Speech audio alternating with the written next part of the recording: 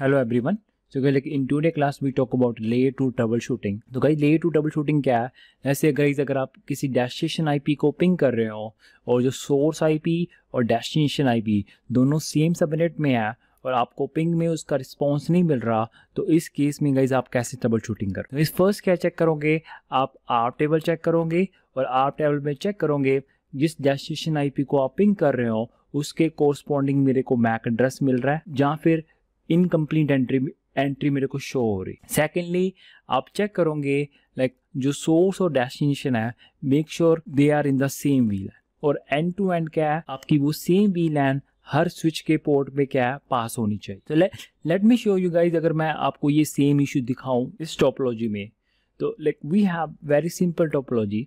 तो यहाँ पे मेरे पास एक कोर स्विच है जिसके ऊपर VLAN 18 कन्फिगर है और 18 के लिए जो मैं IP स्कीमा यूज कर रहा हूँ विच इज़ 192.168.18.x/24 और 18.254 का गाइज क्या है इस स्विच के ऊपर क्या है SBI कन्फिगर है और मेरे पास LAN में दो मशीन है जिसको मैं अभी पिंग नहीं कर पा रहा फ्रॉम द कोर स्विच। जब हम कोर से पिंग करेंगे गाइज बाय डिफॉल्ट जो सोर्स IP का लगेगा इसी सबनेट का लगेगा।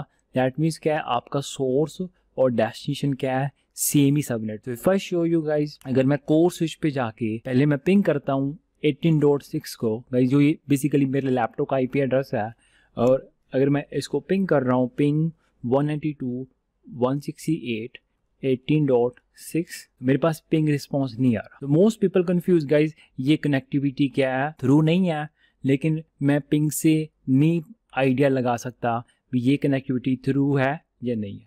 तो इसके लिए फर्दर गाइज ट्रबल शूटिंग के लिए गाइज आपको इसका क्या चेक करना पड़ेगा, आर टेबल चेक करना पड़ेगा। और अगर आर टेबल में गाइज आपको एंट्री क्या है, सो लाइक अगर आप 18.6 जिस IP को आप पिंग कर रहे थे इसके कोरस्पॉन्डिंग मेरे को क्या है मैक एड्रेस मिल रहा है, दैट मीन्स क्या है layer 2 connectivity end to end क्या है आपकी फाइन है। दिस मीन्स गाइज जो जिस डिवाइस को आप पिंग कर रहे हो ओके इसने कोई ICMP रिस्ट्रिक्शन लगा रखी है, इसकी वजह से वो क्या है पिंग जब आप पिंग कर रहे हो आपको रिप्लाई ट्रैफिक नहीं भेज रहा, हालांकि आपको उसका मैक एड्रेस मिल रहा है। तो दैट मीन्स क्या है गाइज आपकी कनेक्टिविटी क्या है थ्रू है। तो ये सेम केस गाइज मेरे साथ काफ़ी बार हुआ है। लाइक जब मैं ISP कंपनी में काम करता था तो उस केस में गाइज लाइक हमारे पास जो राउटर था प्रोवाइडर HP राउटर, और जनरली गाइज हम जब इंटरनेट लिंक टर्मिनेट करते थे तो लाइक ये इस तरफ था, लाइक जो कस्टमर का डिवाइस था नॉर्मली गाइज ये फायरवॉल डिवाइस होता था। तो इस केस में गाइज लाइक जब हम दो डिवाइस कनेक्ट करते हैं हम सेम ही सबनेट के IP यूज़ करते हैं। तो लेट्स से गाइज अगर आप 1.1.1/30 ये IP एड्रेस हमने ISP साइड पे कॉन्फ़िगर कर लिया और कस्टमर ने IP एड्रेस असाइन कर लिया 1.1.1.2। तो अगर आप लाइक जब हम कनेक्टिविटी चेक करते थे कस्टमर के लिए जो मैं पिंग करता था इस राउटर से पिंग 1.1.2, तो कई बार मेरे पास पिंग का रिस्पॉन्स नहीं आता था, तो उस केस में मैं क्या आर टेबल चेक करता था। तो आर टेबल में क्या है अगर मेरे को मैक एड्रेस दिख रहा है दैट मीन्स क्या है कनेक्टिविटी क्या है थ्रू है, क्योंकि ये जो कम्युनिकेशन है गाइज ये भी क्या है सेम नेटवर्क की कम्युनिकेशन। तो basically in this case guys ये जो मेरा लैपटॉप है इसके ऊपर फायरवॉल क्या ऑन है, तो दैट इज़ वाई जब आप विंडो मशीन को पिंग करते हो और उस मशीन पे अगर फायरवॉल ऑन होता है तो वो पिंग का रिस्पॉन्स बैक नहीं करता। If I show you guys on the control panel okay, तो कंट्रोल पैनल के अंदर अभी मेरा जो विंडो फायरवॉल है वो क्या ऑन है, जिसकी वजह से यू सी लाइक ये क्या ऑन है अभी, जिसकी वजह से क्या है ये पिंग का रिस्पॉन्स बैक नहीं कर। And the second thing guys अगर मैं दूसरे IP को पिंग करता हूँ 18.100 को, तो ये भी जो मैं कम्युनिकेशन है गाइज सेम ही सबनेट की कम्युनिकेशन है। तो अगर मैं लेट्स से मैं पिंग करता हूँ पिंग 192.168.18.100, तो गाइज ये भी क्या है आपके पास पिंग का रिस्पॉन्स बैक नहीं आ रहा। तो इस केस में गाइज अगेन पहले आप क्या चेक करोगे आर टेबल चेक करोगे शो IPR। तो इस केस में गाइज अगर आप आर पे एंट्री चेक करो तो जिस IP को आप पिंग कर रहे थे 100 इसके कोरस्पॉन्डिंग मेरे को एंट्री क्या दिख रही है इनकम्प्लीट। दिस मीन्स लाइक जब ये गाइज पिंग कर रहा था 100 IP को विच इज़ 192.168.18.100, तो मैं आर रिक्वेस्ट भेज रहा था और उस आर का रिप्लाई पैकेट नहीं आ रहा, दैट मीन्स क्या, मैंने इसको मैं क्या कर दूंगा, इनकम्प्लीट शो कर दूंगा।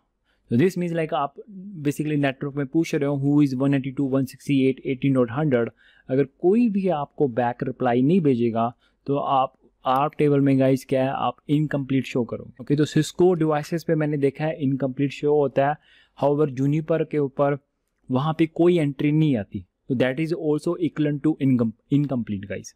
तो अगर आर टेबल में आपके पास उस आईपी के लिए कोरस्पॉन्डिंग कोई एंट्री नहीं आ रही, दैट मीन्स क्या, जो आपने आर पैकेट भेजा है उसका कोई रिस्पॉन्स बैक नहीं कर। तो इस केस में गाइज मैं ट्रबल शूटिंग कैसे करूंगा, मेक श्योर कहते होते हैं जो ये मेरा लिंक है, ये लिंक कैरी करे VLAN 18 का ट्रैफिक।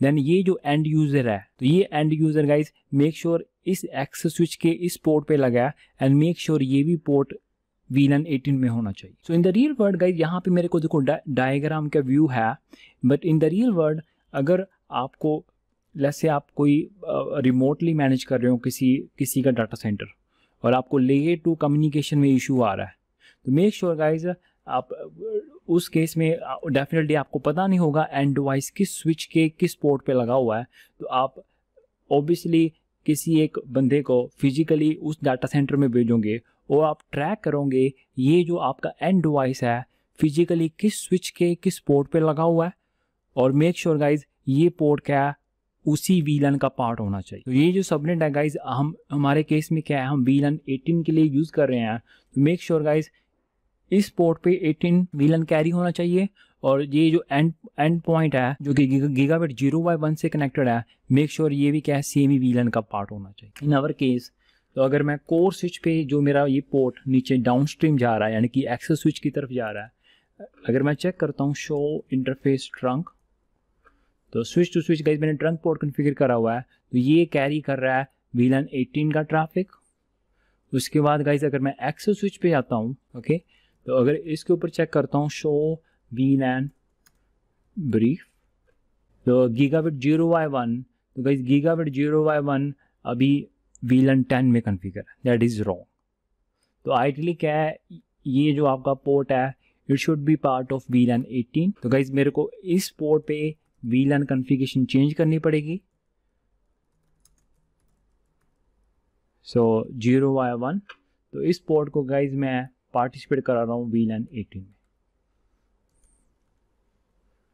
ओके, अब इसका रिजल्ट क्या निकलना चाहिए गाइज, अब ये IP एड्रेस पिंग होना चाहिए। If I show you now, earlier क्या था, आपका पिंग नहीं हो रहा था 192.168 18.100, नाउ यू सी गाइज अब ये मेरा पिंग होना शुरू हो गया। You can check the ARP table also show IP/ARP। So now 18.100 के कोरस्पॉन्डिंग गाइज मेरे को मैक एड्रेस अब एंट्री शो कर रहा है। So I hope you like this video and thank you for watching.